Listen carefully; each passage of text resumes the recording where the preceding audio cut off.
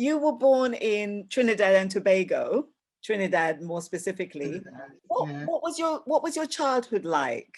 It was among families, and our families were very close. I had a lot of attention being paid to me. I was very popular with the families because I could talk a lot and they liked to hear me speak. It was nice growing up in my family in the sense that we were all artist type of people. From early in my age, I heard my mother singing, I heard my father singing, I heard my uncle playing the piano. You know. Did you know at a young age that you wanted to be a performer? In my whole outgoing life, I was always showy. So performing just came naturally for me to do. Not that my grandmother agreed with that, because when I started dancing, she said she didn't like it at all because decent ladies don't get on the stage. So she was really against it. But I had a cousin who pushed me. Her name is Barbara, and she pushed me to do things that I wanted to do. I looked up to her. She was not that much older than me, but she was really outgoing. She was really my inspiration to do what I wanted to do. So we've got some pictures I'm just going to share. So here we go. There's Corinne with a lovely hairdo. Do you remember where that photograph was taken? I vaguely remember taking that picture. I used to do a lot of modeling in those days. I remember going to sit for a chap. He took that picture among other pictures, which I have and I love. Who is this person? Oh, this is my dad, Harold Skinner, Sr. He was a lovely dad. He went away to America whilst I was still young, but always kept in contact with us. So who's this? That's my mother on the right and my aunt on the left. That's a beautiful picture. It looks as if it was taken in the 1920s or something like that. It was actually. It was in the 20s, okay. Yes. That's my aunt and that's the one I look like. Everybody thought that she was my mother. And she is the mother of Barbara, who I looked up to. This is a really lovely picture. The picture was taken in Trinidad in Jeffrey Holder's troupe, which I danced with in Trinidad before coming to England and toured the West Indies with that group. So tell us a little bit about Jeffrey Holder. Well, Mommy started dancing originally with Bosco. With Jeffrey. Yes, in Trinidad. I think somebody else dragged her along to the class and I don't think she ever left. So with that, she started dancing and then she started performing. I think unbeknownst to the family that she was actually performing on stages all over Trinidad and then eventually all over the Caribbean. So so that was the way she got her start, and that was in doing folklore dancing, particularly the dance called the Shango dance, which she'll tell you all about it. So the Shango sounds a little bit wild and unbridled. I can't imagine Corinne. Wild and unbridled. Well, she started off, remember, as a child dancing the Shirley Temple shimmy. So she progressed from the shimmy with the shoulders to the Shango and everything else with the waist. So she had it in her. So the idea now of actually leaving Trinidad, when did that come about? That came about in 1955 when I wrote my father about leaving Trinidad, and he sent me the money to join him in America. But instead of going to America, I came up to England with the money that he sent me. So what was the attraction of England over the United States? I had friends my age who had come up to England, and Trevor was up here at that time too. Trevor was somebody I went to school with, so he was up here at that time too. And between the two of them and other friends that I had, they encouraged me to come up here instead of going to America, that I hadn't any friends in America. I only had parents in America. Who is this remarkable woman whose lap you seem to land in when you came to England? That is Claudia Jones. And Claudia Jones is Trevor's cousin. Who's this lady who makes Beyonce look like a nun? I am doing that limbo dance on stage. I'm not quite sure who I was dancing with at the moment. I danced the limbo dance in many places with different people. But that's amazing. So tell us what it was like performing in those days. You had the live bands, you had the steel bands. It must have been very exciting. I taught a lot of places in England dancing with Russell Henderson's steel band. You know, we went all over the country, folk dances mostly. I was a folk dancer. So did you come up to be a performer? No, my father wouldn't have sent the money for me to come up to be a performer. No, I came up here to go to teachers training college, but never did that until 18 years later. So we're going to introduce our first guest, ALEX PASCALL, OBE. I remember in those days, they would always tell you, come and do this show and you will be discovered. You remember that, Corinne? Yeah. Corinne, how many thousand shows we might have done and we still not discovered? It was, come to think about that. In film, my wife did a film study and she always tells me, Corinne is the most and should be recognized as our Caribbean or Black most known and celebrated woman. You might have done more parts than anybody else would want to attribute to you. It is not what part they gave you, it is always how you played the part. And let me congratulate you for being the person who always played yourself. But you were always, and you remain the lovely person that I would always admire because you kept yourself with yourself and your family. That's great. Thank you. Thank you very much. Thank you very, very much. These are the sorts of things you're taking part in at this time. You're in shows. What was this one? This is This was called Arabian Nights, and it was on television. I'm not sure whether it was BBC or ITV, because at that time we only had the two stations, really. So then, are there many Black people on television at this time? No, there weren't a lot. There were certain shows that had Black people on it. There were certain things like, you know, people who had a constant weekly show would now and again bring on some dancers or just somebody, a waiter or somebody like that, but there weren't a lot. So therefore, in those days, when they asked for a Black person, all the Black people used to turn up at the audition. There were such few parts. Okay, and there's somebody that you meet quite early on when you arrive, and this person would turn out to be really one of your closest friends and collaborators all through life. I understand you're still very close, but he sends lots of love, and he sent a tribute, which I'm going to read.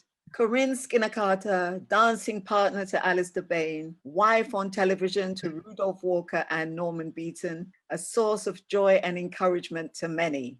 From Trinidad and Tobago and a long way from home, CORINNE's dancing career with Bosco Holder moves to England, to Cuba and to Jamaica, touring the world and landing in England with another Holder, Jeffrey, the choreographer and musician. CORINNE and I met through Claudia Jones, editor of the West Indian Gazette, the first Caribbean newspaper, which held indoor carnivals in the 1950s.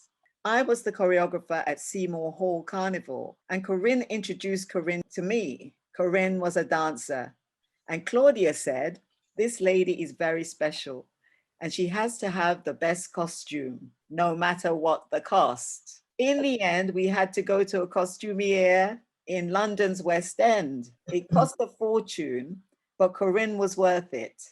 Our friendship grew from there. And now she's also under the watchful eye of ALISTAIR BAIN, who's living down the road. He's living down the road. He married Trevor Carter and was blessed with 2 lovely children and later with grandchildren. Trevor, rest his soul, and I were great mates. We were all like a family and formed a little club, picking each other's minds and brains, and Claudia Jones would edit it all and put it all together. Corinne and I appeared in many TV shows and plays on stage, like Two Can Play and Amen Corner in the West End. We went around the country from one play to another, and that was a joyful adventure. Corinne is the most worked Black actress in the country. Her beautiful eyes caught the attention of a lot of people, and her dancing feet carried her a long, long way. So that's a tribute from your partner in crime, Alistair Bain. Oh, that was very, very nice. We're going to hear from somebody now. Michael LaRose. Congratulations, Auntie Corinne, on your 65-year career in show business. What an achievement. My late mother, Irma LaRose, talks lovingly of her early friendship with Corinne Skinner in their native Trinidad. We met Auntie Corinne in London at many cultural, carnival, and art events. She was a serene person with a warm smile and beautiful eyes. My mother would always comment that Corrie was such a beautiful, graceful, traditional dancer with the Bosco and Jeffrey Holder dance group. These brothers were famous Trinidadian visual artists and choreographers. We saw Corinne and Trevor at least once a year at the events surrounding the Notting Hill Carnival and on carnival days. Even today, when I'm at Notting Hill Carnival, I'm sure to see Auntie Corinne at the judging point. My mother would always be excited when we saw Auntie Corinne on the TV or in film.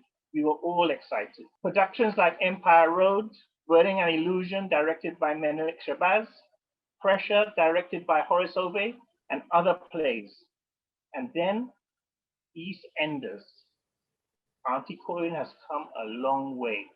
It was the event and surprise to see Corinne on TV because I was brought up with stories from my mother that Corinne Skinner was a fantastic dancer. I didn't know she was an actress. You have become the UK's leading pioneering Black actor. It's incredible that your career spans 65 years. I am proud of you. Irma would be more than proud. Thanks. This is Elizabeth Taylor, who plays Cleopatra. How did you get involved with Cleopatra? Oh, I was cast twice to do Cleopatra. Once when it was supposed to be done in England at Pinewood, and then Elizabeth Taylor took ill and she couldn't do it anymore. So they moved it to Rome when she got better. And I was cast again a second time to do Cleopatra. The costume, non-existent. Not a lot of material there. That studio was one of the best studios that I have seen.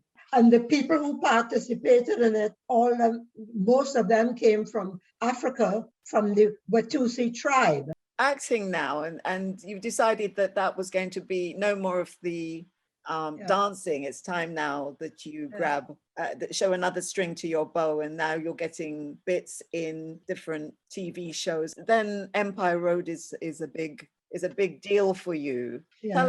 Tell us about Norman Beaton, who is your co-star in this. Norman Beaton is one of the nicest person I've been. He was a very regular person. He always included you in whatever he was doing. If you're on the set and you made mistakes or anything like that, he would come and explain to you what it is we should be doing. He was very, very genuine, a very, very lovable character. And on the other hand, he could joke and carry on like nobody's business. He had more jokes to give us than anything else. In Empire Road, we clung together with a whole cast of Black people. And you enjoyed working on that? Yes, it was new, it was different, it was lovely. And we all, as I said, we all clung together. And we had the respect of the people that lived around the area where we were filming. So, Deanne, what is it like for you being the daughter or the child of a performer, somebody who's appearing on TV and going away to film? Are you one of those children who get to see your mum only when she comes back, that maybe she's just away a lot. What was it like for you? So to start with, certainly when I came up to England, Mummy was doing mainly dancing. I came up in 61. So Mummy was mainly doing dancing things. So she wasn't really away that often. But then as things started to progress and it got more popular and she started to act, then she started to get more roles. She was always around. I mean, for example, she used to come to the school. She never often came to parents' evenings. My dad came to that because he was a teacher, Trevor. But she would often come to school. She'd tell me in the mornings before I'm going to school, I'm going to come to the school today. Now, she doesn't tell the headmistress she's coming. She just turns up. So she would turn up once or twice a term, come in, sit down with the headmistress, have a cup of tea, and find out how I'm doing. And she started doing that so regularly that when my classmates would see her, they'd run to the window and shout out, Mrs. Carter. And they'd say, your mum's here. But it was never because I was in trouble. It's because she always wanted to know what was going on. So even if she was working here, there, or everywhere, she would always get to us, to the school, myself and my brother, regardless. Okay, well, there's somebody else who wanted to pay tribute to you. Shango recorded a tribute, which we should really share. I had the good fortune to work on several productions with Corinne Skinner Carter over the years. Most memorable was her performance as Claudia Jones in the play Dear Comrade. Dear Comrade was one of a series of plays I wrote celebrating the lives of Black achievers who had left their mark on Black history. Corinne's successes as a Black actress in Britain deserves a place amongst them. Corinne brought her talent and artistry to the fore, exposing her wealth of talent developed during the years of stagecraft in a range of demanding roles she has played and continues to play. She is certainly entitled to the acclaim and award she receives today, not just for her longevity as a performer, but also for her distinguished contribution to Black arts in Britain. This is a still from a film called Dreaming River. Yeah, Tell us about this film. Did you enjoy working on it? very much. Because we had a woman director, so it was lovely having a woman doing this, doing the things. Of course, you got to talk a little bit, and literally just a tiny bit, about Eastenders, because this now brings you a wider audience. More people see you because lots of people watch this show. It's the most popular, soap opera on British television.